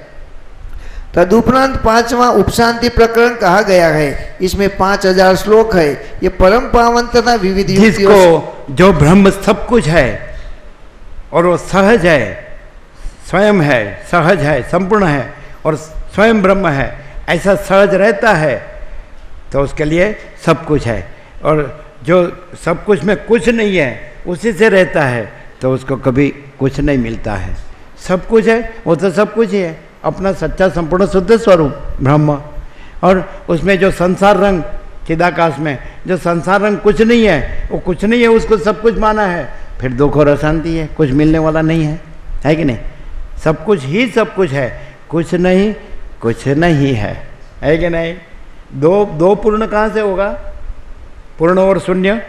पूर्ण ही पूर्ण है, शून्य कुछ नहीं है। चिदाकाश पूर्ण है, संसार रंग कुछ नहीं है। कैसे? पहले नहीं था, बाद में नहीं रहता है। ब्रह्म कैसे? अनादि सिद्ध सत है ना, अनादि अनंत है ना। चलो, सर्वत्र सदा है। तदुपरांत 5वां उपशांति प्रकरण कहा गया है। इसमें 5000 श्लोक है। ये परम पावन तथा विविध युक्तियों से युक्त होने के कारण अत्यंत सुंदर है। इस प्रकरण में यह जगत है, यह मैं हूँ, यह तुम हो और यह वह है, यह उत्पन्न हुई भ्रांति किस प्रकार पूर्ण रूप से शांत होती है, यह विषय बहुत से श्लोकों द्वारा बताया गया है। उपशम प्रकरण का श्रवण करने से यह संसार प्रायः शांत हो जाता है, क्योंकि जिसका भ्रांत स्वरूप सम्यक प्रकार से शांत हो गया है, ऐसी संस्कृति का शतांश मात्र अवशिष्ट रह जाता है। तदंतर निर्वाण नामक 6ठे प्रकरण का वर्णन किया गया है। उसमें शेष 14,500 श्लोक है। यह प्रकरण ज्ञान रूपी महान पुरुषार्थ का देने वाला है। उसे जान लेने पर सारी कल्पनाएं शांत हो जाती है और परमात्मा की प्राप्ति रूप परम कल्याण हस्तगत हो जाता है। अधिक क्या, उक्त प्रकरण के ज्ञाता पुरुष के संपूर्ण सांसारिक भ्रम मिट जाते हैं। वह निर्विषय चैतन्य प्रकाश रूप विज्ञान स्वरूप आदि व्याधियों से रहित और आकाश मंडल के समान निर्विकार हो जाता है। उसकी आकाश मंडल के समान निर्विकार हो जाता है ही। प्रथम से नया आता नहीं है, खाली उसको भास हुआ है ना, उसके सापेक्ष कह रहे हैं, लेकिन भास तो हुआ नहीं है, नहीं होगा, नहीं होता नहीं। और भाग रहित अनंत पूर्ण महाचिदाकाश हूँ, है कि नहीं? मैं स्वयं कैवल्य अनंत पूर्ण परम शांति हूँ। सब मैं ही मैं हूँ, अनंत पूर्ण महाचिदाकाश। जो नहीं है उसकी क्या चिंता, और है वो अनंत पूर्ण है, उसमें भी चिंता नहीं, परम शांति है कि नहीं? जो है वो अनंत पूर्ण है, स्वयं है, सहज है, संपूर्ण है, और उसमें भी चिंता नहीं। और जो नहीं है उसकी भी चिंता नहीं, है कि नहीं? ना, आगे बढ़ो। वसीठराम उसकी सभी जगत यात्राएं शांत हो जाती है और वह कृतकृत्य होने के कारण स्वस्थ हो जाता है। स्वस्थ माने और शरीर से तगड़ा हो उसको स्वस्थ नहीं कहते, स्वरूप स्थित, स्वस्थ, स्वरूप स्थित। लास्ट में गीता पूरी हो गई तो कृष्ण ने अर्जुन को पूछा, तेरा विषाद मोह शोक शांत हो गया? तू अभी स्वस्थ है, मन स्वरूप स्थित है? जी, मेरा विषाद मोह शोक शांत हो गया, मैं अभी स्वरूप में स्थित हूँ। तो बोले चलो यथेच्छसी तथा कुरु। कृष्ण ने उसको छोड़ दिया, तेरी इच्छा में आए वो तुम करो, यथेच्छसी है कि नहीं, यथा इच्छसी तथा कुरु। तो वो क्या बोला मालूम है?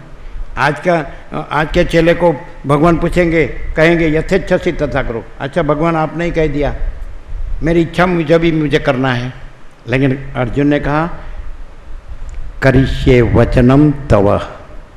इतना ही फर्क है आज के चेले में और अर्जुन में, इतना ही फर्क है। प्रभु आपने तो कह दिया तुम्हारी इच्छा में आए वो करो, इसलिए मेरी इच्छा में आए वो करता हूँ, मैं कुएं में पढ़ता हूँ। अरे कुएं में पढ़ने के लिए थोड़ा कहाँ है? करिष्ये वचनम तव, तो भगवान कैसा वचन करेंगे? भगवान कहेंगे मैं जो तत्व रहा हूँ वही तत्व तुम रहो। और ये क्या अर्थ लेगा? यथेच्छसी तथा करो। हाँ भगवान ने मुझे कह दिया तुम चाहे वो करो और तुम खड्डे में पढ़ो। अरे ऐसा थोड़ी का है। हाँ मर्मार्थ लेना चाहिए, शब्दार्थ नहीं लेना चाहिए। शब्दार्थ मोह का होता है, मर्मार्थ बोध का होता है। मर्मार्थ तत्व में ले जाता है और शब्दार्थ खड्डे में। आगे बढ़ो वशिष्ठ राम। वह प्रकृति एवं प्रकृति के कार्यभूत संपूर्ण जिसको विवेक है, जिसको बोध है, वो ब्रह्म से बढ़ता है, अहम से नहीं। जिसको मोह है वो अहम से बढ़कर दुख शांति पाता है। जिसको विवेक और बोध है वो ब्रह्म से बढ़ता है।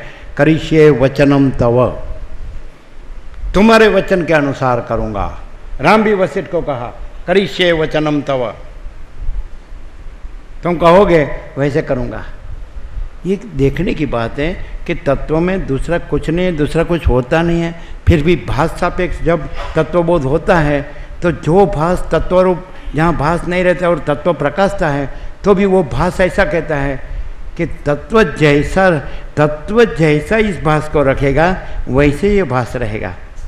और भास अभिनिवेश अभिमान माने अहंकार क्या कहता है? हाँ मैं भास स्वतंत्र हूँ, मुझे जो करना वो करूँ, किसी को क्या कहने का है, देखने का है, नहीं समझ में आता है। ब्रह्म का लक्षण क्या है और अहम का लक्षण क्या है कि नहीं? ब्रह्म स्वतंत्र है, अहम स्वच्छंदी है। स्वच्छंद समझते हैं? मनस्वी, मनमानी करता है, दुख शांति पाता है। और ब्रह्म अपने आप में अपना आप परम शांति। आगे बढ़ो वशिष्ठ राम। वह प्रकृति एवं प्रकृति के कार्यभूत संपूर्ण विषयों में कर्ता के अभिमान और ग्रहण त्याग की दृष्टि से रहित हो जाता है।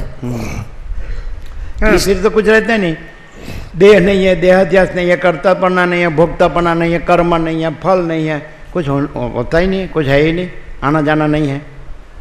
आना जाना बस यद गत्वा न निवर्तन्ते तद्धाम परमम मम, परम शांति। आगे इसलिए वह देहधारी होते हुए विदेशा एवं संसारी होने पर भी असंसारी सा प्रतीत होता है। उसका अहंकार रूप पिशाच नष्ट हो जाता है। ये मेन है, ये मेन है ना। बस अहंकार नहीं है, बस ब्रह्म तो ब्रह्म ही है, उसमें तो अहंकार है ही नहीं। लेकिन जहाँ ब्रह्म में अहंकार का भास होता है वहाँ वो क्लियर हो जाता है तत्वबोध से कि केवल ब्रह्म है, अहम कुछ नहीं है, परम शांति है कि नहीं, है ना। हाँ आगे बढ़ो वशिष्ठ राम। उसका अहंकार रूप पिशाच नष्ट हो जाता है और वह देह युक्त होते हुए भी शरीर रहित सा रहता है। चैतन्य घन परमात्मा अपने अंदर कल्पित आकाश में प्रत्येक परमाणु में सहस्त्र लोकों की रचना करके उन्हें धारण करता है, वो स्वयं उन्हें देखता है। फिर से परमात्मा की व्याख्या। चैतन्य घन परमात्मा अपने अंदर कल्पित आकाश में प्रत्येक परमाणु में सहस्त्र लोकों की रचना करके उन्हें धारण करता है, वो स्वयं उन्हें देखता है। फिर से चैतन्य घन परमात्मा अपने अंदर कल्पित आकाश में प्रत्येक परमाणु में सहस्त्र लोकों की रचना करके उन्हें धारण करता है, वो स्वयं उन्हें देखता है। वास्तव में चैतन्य घन परमात्मा ही है, दूसरा कल्पित कुछ भी नहीं है। कल्पित आकाश भी नहीं है, कल्पित अनंत परमाणु माने जीव भी नहीं है, और वो जीव में वो अनंत कल्पित सृष्टि भी नहीं है, और केवल अनंत शुद्ध चिदघन, चिदघन माने घन, फुल फुल फुल। कोई जगह नहीं है जहाँ परमात्मा नहीं है, कोई जगह नहीं है जहाँ परमात्मा के सिवा दूसरा कुछ हो। ठीक है, ये सब कल्पित माने कुछ नहीं है। लोग यदि परमात्मा रूप रहे तो कल्पित कुछ नहीं है, वही परम शांति है। और यदि खाली परमात्मा बोले और कल्पित में फिरे तो अभाव मिटता नहीं, इच्छा पूरी होती नहीं, कुछ नहीं मिलता है। बस परमात्मा परमात्मा है, बस ये मैं नहीं है, ये सब नहीं है। हाँ, हो गया काम।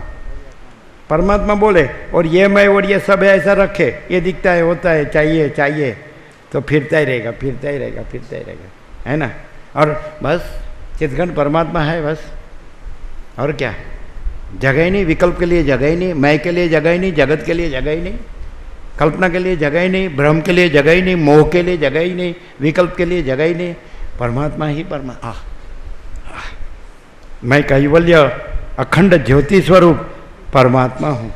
आगे वशिष्ठराम। हे श्री राम, जैसे उपजाऊ खेत में उचित समय पर बोए गए उत्तम बीज से अवश्य ही श्रेष्ठ फल प्राप्त होता है, उसी तरह ही संहिता को हृदयंगम कर लेने से परमार्थ विषय ज्ञान सुलभ हो जाता है। जैसे प्रातःकाल होने पर आकाश का होना अवश्यंभावी है, जैसे प्रातःकाल होने पर प्रकाश का होना अवश्यंभावी है, वैसे ही इस संहिता को चित्त में धारण कर लेने मात्र से निश्चय ही उत्तम विवेक की उपलब्धि होगी।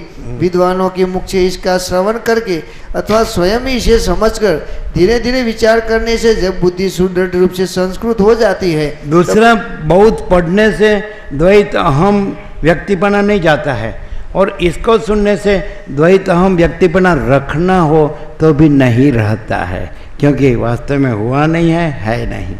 क्लियर नहीं क्या? दूसरा कितना भी पढ़ो तो द्वैत अहम और व्यक्तिपना कुछ नहीं है ऐसा नहीं लगेगा, उसको बड़ा करना होगा, लेकिन कुछ नहीं ऐसा नहीं होगा। और इसको सुनने से दूसरा रखना हो तो नहीं रहेगा, और उसको भूलना होगा तो नहीं भूलेंगे। समझ में आता है ना? हाँ, विद्वानों के मुख से इसका श्रवण करके अथवा स्वयं ही इसे समझकर धीरे धीरे विचार करने से जब बुद्धि सुदृढ़ रूप से संस्कृत हो जाती है, तब पहले हृदय में सभा स्थान को विभूषित करने वाले ऊंची लता के समान संस्कार युक्त विशुद्ध वाणी का उदय होता है। फिर महान गुणों से सुशोभित व श्रेष्ठ चतुरता प्रकट होती है, जिससे राजा तथा देवगण भी प्रसन्न होते हैं। जैसे सुंदर नेत्रों से युक्त पुरुष रात्रि के समय दीपक हाथ में लेकर सभी पदार्थों को देख लेता है, उसी तरह बुद्धिमान मनुष्य सर्वत्र पूर्वापर का ज्ञाता हो जाता है। इस ग्रंथ के अभ्यास से जिसका अज्ञान अंधकार रूप आवरण फट गया है, अतएव जो पदार्थों के प्रविभाजन में समर्थ हो गई है, ऐसी प्रज्ञा कालिमा रहित रत्नदीप की लौ के समान उत्कृष्ट प्रकाश वाली हो जाती है। प्रस्तुत ग्रंथ का ज्ञाता पुरुष चाहे भय हेतुओं के सम्मुख ही क्यों न खड़ा हो, फिर भी जैसे बाण बड़ी बड़ी चट्टानों को विदीर्ण नहीं कर सकते, उसी तरह भयंकर सांसारिक भय उसके हृदय को पीड़ा नहीं पहुंचा सकते। इस ग्रंथ के अध्ययन से जन्म में प्रारब्ध की और कर्म में पुरुषार्थ की कारणता कैसे होगी, इस प्रकार के संशय समुदाय दिन में अंधकार की भांति विलीन हो जाते हैं। इस ग्रंथ का विचार करने वाले पुरुष के हृदय में समुद्र की सी गंभीरता का, सुमेरु गिरी की सी धीरता का और चंद्रमा की सी शीतलता का उदय हो जाता है। जब हृदय आकाश में श्रम के आलोक से विभूषित विवेक रूपी निर्मल सूर्य का उदय हो जाता है, तब निश्चय ही अनर्थ सूचक काम आदि धूमकेतु अपना उदय नहीं ले पाते। धैर्य की पराकाष्ठा को प्राप्त हुई जो बुद्धि धर्म रूपी दीवार में गाढ़ रूप से संलग्न हो गई है, उसे मानसिक चिंताएं विचलित नहीं कर सकती। जैसे वायु चित्रलिखित लता को नहीं कंपा सकती, तत्वज्ञ पुरुष विषयाशक्ति रूप गड्ढे में नहीं गिरता, क्योंकि जिसे उत्तम मार्ग का ज्ञान है वह भला गड्ढे की ओर क्यों दौड़ेगा। सत्यशास्त्रों के परिशीलन से जिनका चरित्र उत्तम हो गया है, उनकी बुद्धि यथा योग्य प्राप्त शास्त्रानुकूल कर्म में ही रमण करती है। ठीक उसी तरह जैसे पतिव्रता श्री अपने अंतःपुर के आंगन में ही प्रसन्न रहती है। जिस पुरुष का अंतःकरण मोक्ष साधन के अनुभव से शुद्ध हो गया है, उसे भोग समुदाय न तो कभी पीड़ित ही करते हैं, उन्हें आनंद ही देते हैं। वह अनिष्ट कार्यों के प्राप्त होने पर न तो द्वेष करता है, उन इष्ट कार्यों के नष्ट हो जाने पर उनकी आकांक्षा ही करता है, बल्कि वह कार्य फलादि के स्वरूप का ज्ञाता होकर भी जड़ वृक्ष की भांति अनभिघ्न का सा आचरण करता है। वो साधारण जन की तरह समयानुकूल प्राप्त हुए पदार्थों से निर्वाह करता हुआ सा देखा जाता है। यहाँ तक कि अथवा अनिष्ट फल के प्राप्त होने पर भी उसके हृदय में स्वल्प मात्र भी विकार नहीं होता। हे राघव, इस संपूर्ण शास्त्र को वंशवा कर और समझकर फिर इस पर विचार करो। यह कथन मात्र नहीं है, बल्कि देवों के वरदान और शाप की भांति इसका फल अवश्य प्राप्त होता है। यह सुंदर शास्त्र उत्तम ज्ञान से युक्त अलंकारों से विभूषित काव्य स्वरूप और सरस है। इसमें दृष्टांतों द्वारा विषय का प्रतिपादन किया गया है। जिसे थोड़ा भी पद पदार्थों का ज्ञान है वह स्वयं ही उसे समझ लेता है, किंतु जो स्वयं इसे जानने में असमर्थ है उसे पंडित के मुख से सुनना चाहिए। जैसे संकल्प द्वारा निर्मित नगर में पुरुष को हर्ष विषाद बाधा नहीं पहुँचाते, उसी तरह संसार भ्रम का परिज्ञान हो जाने पर यह भी कष्टदायक नहीं होता। जैसे यह चित्र लिखित सर्प है, वास्तविक सर्प नहीं है, ऐसा जान लेने पर वह सर्पजनित भय का दाता नहीं होता। उसी तरह इस दृश्य संसार रूपी सर्प का यथार्थ ज्ञान हो जाने पर यह भी सुख अथवा दुख नहीं देता। जैसे चित्र लिखित सर्प का पूर्ण ज्ञान हो जाने पर उसका सर्पत्व ही नष्ट हो जाता है, उसी प्रकार संसार का वास्तविक स्वरूप ज्ञात हो जाने पर यह स्थित रहते हुए भी शांत हो जाता है, अर्थात इसका प्रभाव नहीं पड़ता। हे रघुनंदन, यह शास्त्र ज्ञान का विस्तार करने वाला और बुद्धि द्वारा ग्रहण किए जाने वाले सारभूत पदार्थों की परम अवधि है। अब मैं इसका वर्णन करता हूँ, सुनो। पहले जिस विधि से यह शास्त्र श्रवण किया जाता है तथा जिस परिभाषा से इसका यथार्थ रूप से विचार करने का विधान है वह अवतरणिका का श्रवण करो। जिस देखे हुए पदार्थ के सादृश्य से अनुभव में न आए हुए पदार्थ का ज्ञान कराया जाता है, बोधोपकारक रूप फल प्रदान करने वाले उस सादृश्य को विद्वान लोग दृष्टांत कहते हैं। हे श्री राम, जैसे रात्रि में दीपक के बिना घर में रखे हुए बर्तन आदि सामग्रियों का ज्ञान नहीं हो सकता, उसी तरह दृष्टांत के बिना अपूर्व अर्थ का बोध होना असंभव है। उपमान और उपमेय के जिस कार्य कारण भाव का प्रतिपादन किया गया है वह परब्रह्म को छोड़कर शेष सभी पदार्थों के साथ लागू होता है। मैं यह ब्रह्मोपदेश के प्रसंग में तुमसे जो दृष्टांत कह रहा हूँ उसमें एक देश के 7 धर्म से प्रकृतार्थ का परिग्रहण किया जाता है। यह ब्रह्म तत्व का बोध कराने के लिए जो जो दृष्टांत दिया जाता है वह स्वप्न में प्रतीत होने वाले पदार्थों की तरह मिथ्याभूत जगत के अंतर्गत ही है, ऐसा समझना चाहिए। माने वशिष्ठ कहते हैं कि मैं ब्रह्मबोध कराने के लिए जो भी दृष्टांत देता हूँ वो भास का ही है, इसलिए दृष्टांत नहीं है और ब्रह्म ही है।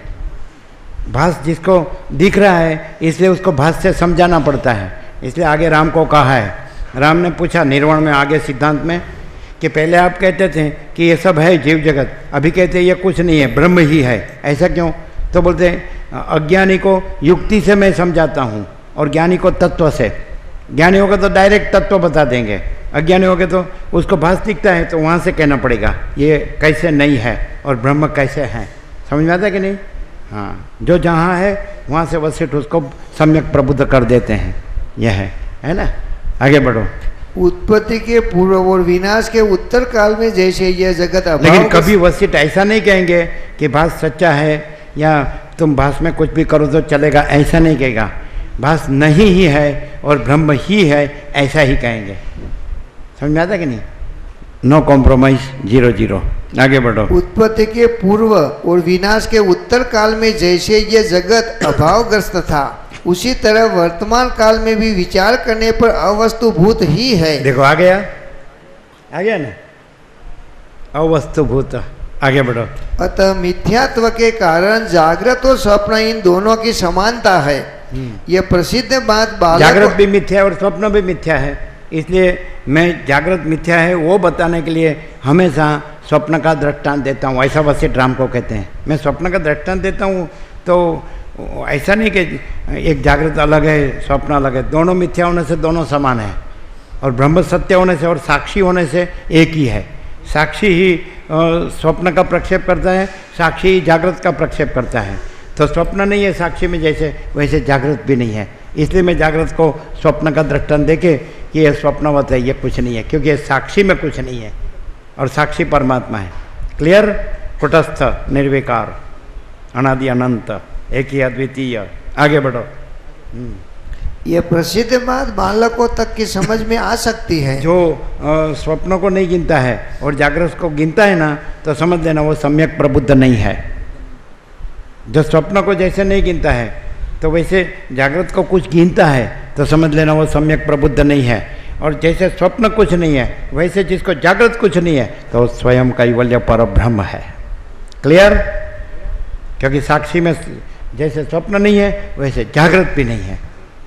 लेकिन लोग कितना भी वेदांत ब्रह्म ज्ञान पढ़ते हैं, तो स्वप्न को जैसे नहीं गिनते, वैसे जागृत के लिए नहीं है, जागृत को गिनते हैं।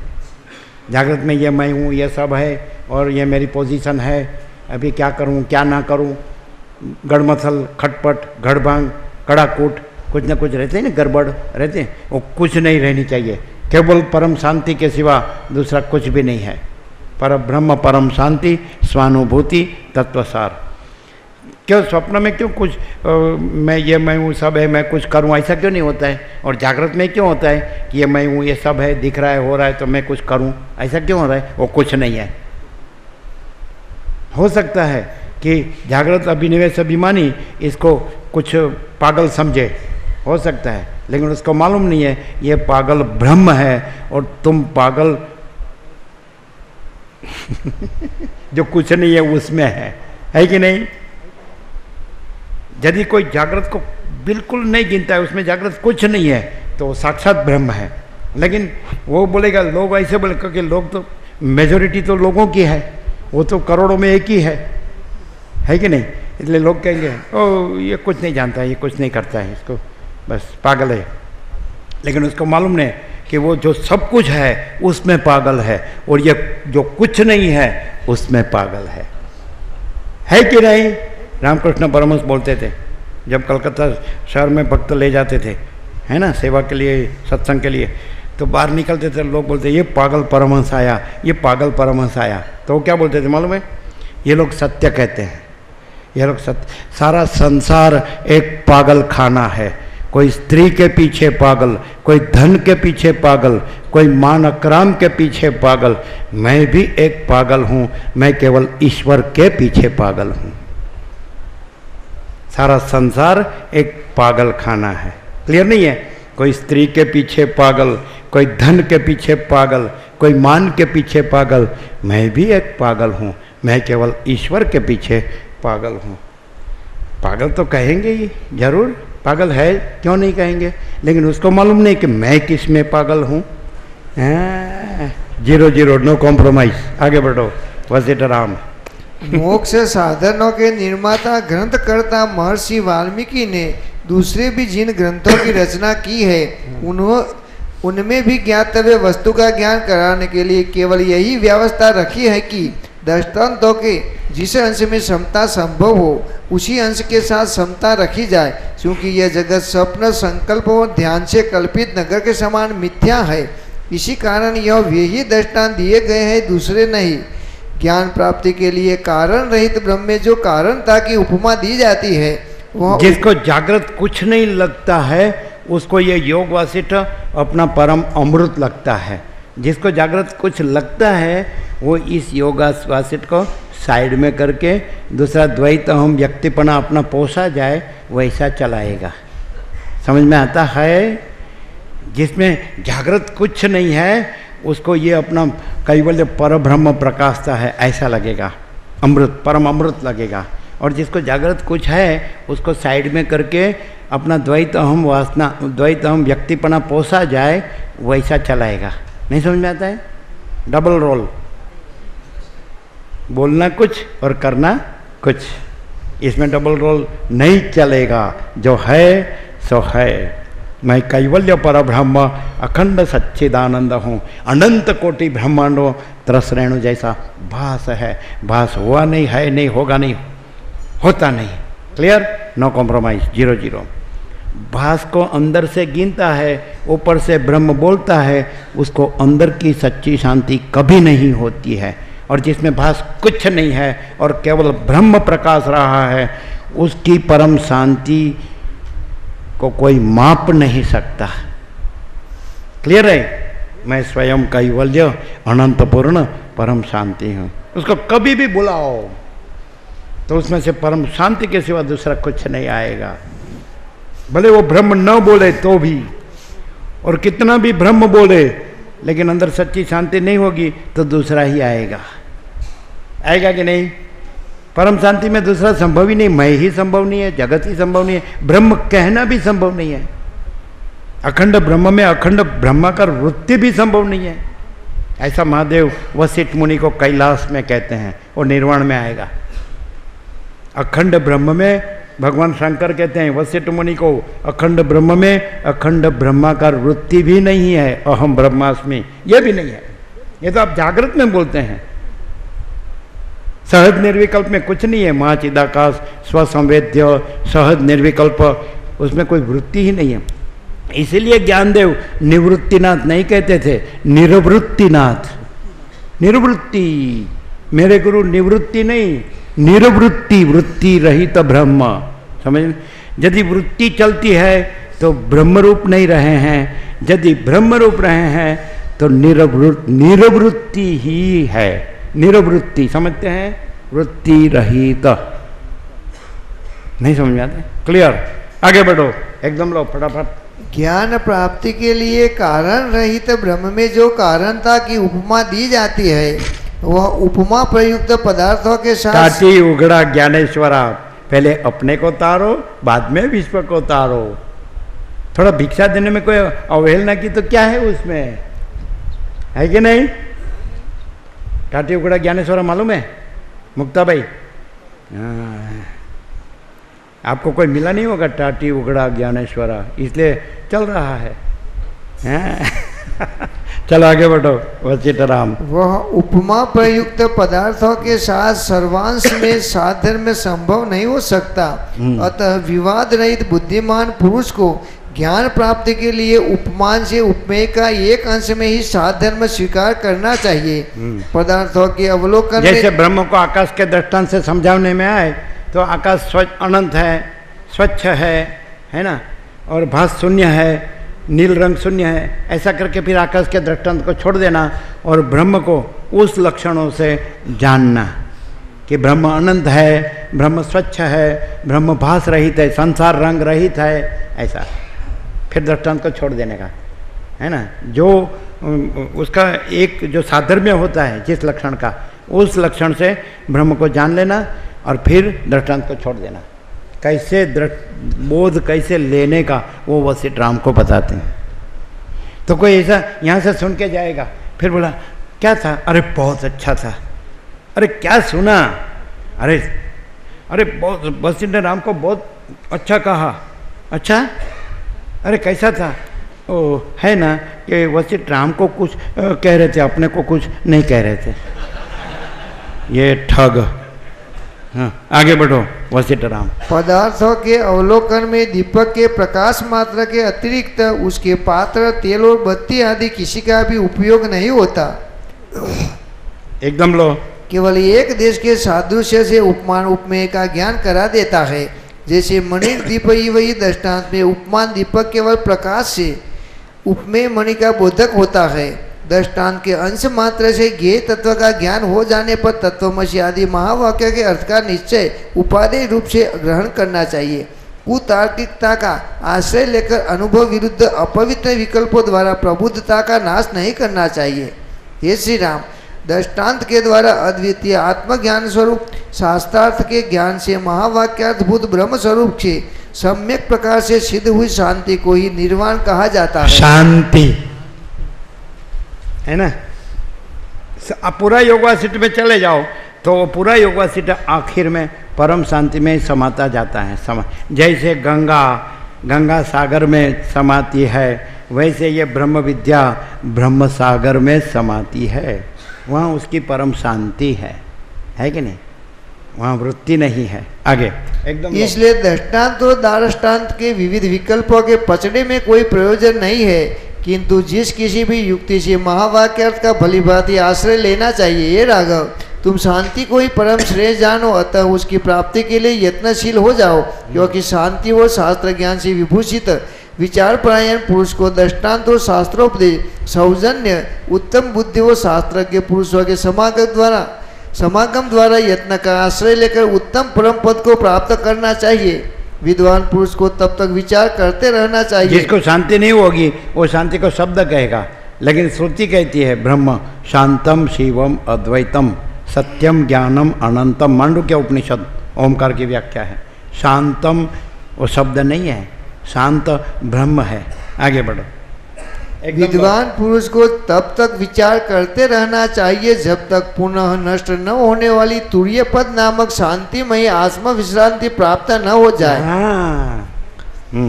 जो पुरुष तुरीय पद नामक शांति से युक्त होकर भवसागर से पार हो गया है, वह गृहस्थ हो या सन्यासी, उसका जीने या न जीने से अथवा कर्म करने या न करने से कोई प्रयोजन नहीं रह जाता। जैसे संपूर्ण जलों का अधिष्ठान समुद्र है, उसी तरह सारे प्रमाणों की सत्ता का प्रमाण एकमात्र प्रत्यक्ष ही है। अतः अब तुम उसके विषय में श्रवण करो। श्रेष्ठ पुरुष सारी इंद्रियों के सारभूत ज्ञान को प्रत्यक्ष कहते हैं। जिसे इंद्रिय के प्रति जो ज्ञान सिद्ध होता है वही प्रत्यक्ष कहा जाता है।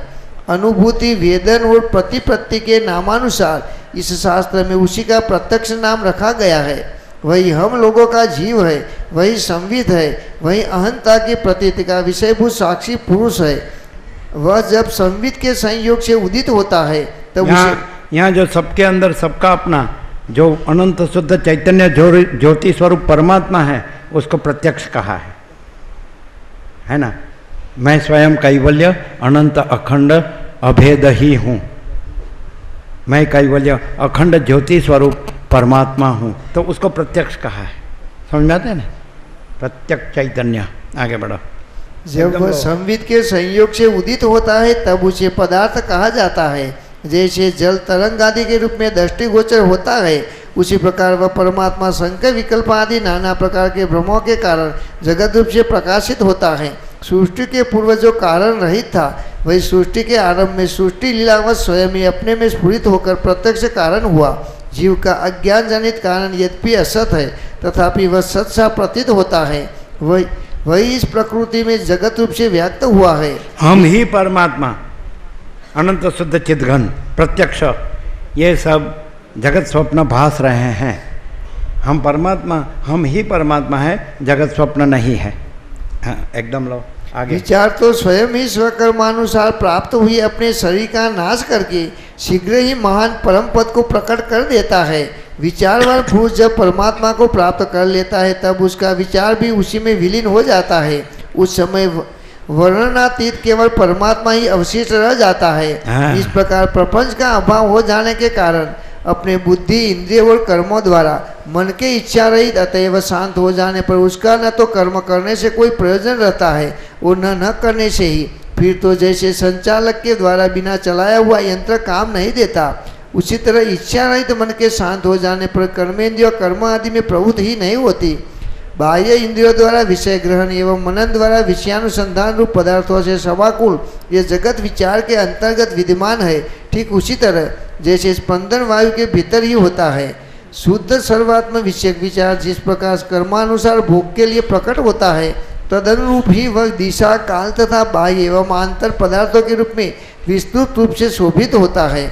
वह विचार शरीर आदि में दृश्यता भास को देखकर यही मेरा स्वरूप है, यह मोहवश धारण करके स्थित है।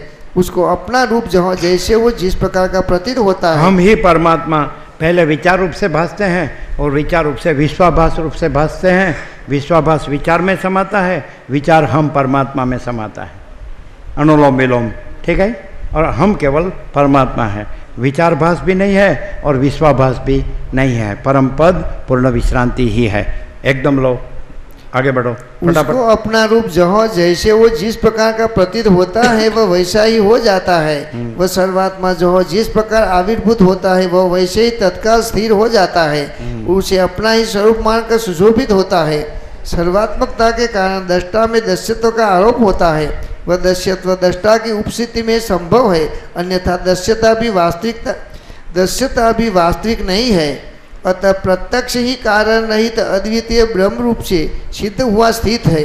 अतः प्रत्यक्ष ही कारण रहित अद्वितीय ब्रह्म रूप से सिद्ध हुआ स्थित है। वही सभी प्रमाणों का निर्माता है, क्योंकि अनुमान आदि प्रमाण प्रत्यक्ष पूर्वक होने के कारण उसी के अंश है। ये साधु स्वभाव राम, अपने कर्म मात्रा को दैव प्रारब्ध मानकर उसकी उपासना करने वाला इंद्रिय जयी पुरुष उस दैव शब्दार्थ अर्थात प्रारब्ध को दूर हटाकर अपने पुरुषार्थ द्वारा उस परम पद को अपने भीतर ही प्राप्त करता है। हे रघुनंदन, पहले संत समागम रूपी युक्ति के द्वारा बलपूर्वक अपनी बुद्धि को बढ़ाना उचित है। तत्पश्चात महापुरुषों के लक्षणों के अनुकरण से अपने में महापुरुषता लानी चाहिए। इस जगत में जो पुरुष जिस जिस गुण से विशेष रूप से संपन्न है वह उसी गुण के द्वारा विशेष समझा जाता है। अतः शीघ्र ही उस पुरुष से वह गुण प्राप्त करके अपनी बुद्धि की वृद्धि करनी चाहिए। जैसे कमल से सरोवर और सरोवर से कमल परस्पर उन्नति लाभ करते हैं, उसी तरह ज्ञान से समाधि गुण और समाधि गुणों से ज्ञान ये परस्पर वृद्धिगत होते रहते हैं। सत्पुरुषों के सदाचरण से ज्ञान की और ज्ञान से सत्पुरुषों के आचरण की वृद्धि होती है। यो ज्ञान और सत्पुरुषों के आचरण परस्पर एक दूसरे के संयोग से बढ़ते रहते हैं। हे तात, जब तक इस संसार में ज्ञान और सदाचार का समान रूप से अभ्यास नहीं किया जाता तब तक पुरुष को इन दोनों में से एक की भी सिद्धि नहीं होती। हे रघुनंदन, जिस प्रकार मैंने सदाचार के क्रम का वर्णन किया है उसी तरह अब आगे ज्ञान क्रम का भलीभांति उपदेश करूँगा। यह सतशास्त्र कीर्तिकारक, आयुवर्धक और परम पुरुषार्थ रूप फल प्रदान करने वाला है। अतः बुद्धिमान पुरुष को इस शास्त्र के ज्ञान से संपन्न आप्त पुरुष से इसका श्रवण करना चाहिए। सर्ग 17 से 20 समाप्त। मुमुक्षु व्यवहार प्रकरण। आप्त पुरुष माने परमात्मा स्वरूप, सबका परमात्मा स्वरूप पुरुष। उत्तम पुरुषस्त्वन्य परमात्मेत्युदाहरित यो लोकत्रयम् आविश्य बिभर्त्य व्यय ईश्वरः। जो सबका, सबके अंदर सबका अपना परमात्मा स्वरूप है, वो उस रूप जो रहा है वो आप्त पुरुष है। आप्त माने जो सबका अपना आत्मा परमात्मा रहा है वो आप्त पुरुष है। ठीक है ना? क्लियर?